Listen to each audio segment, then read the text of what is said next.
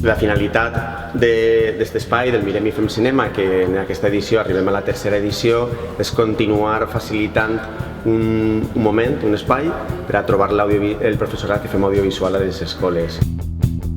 Des de la conselleria sempre hem tingut molt clar que s'ha de visibilitzar tot el treball que els mestres estan fent a les classes, a les aules. I per això vam muntar una trobada en el mes de febrer on vam convidar a tots els docents que estan fent activitats en llenguatge audiovisual.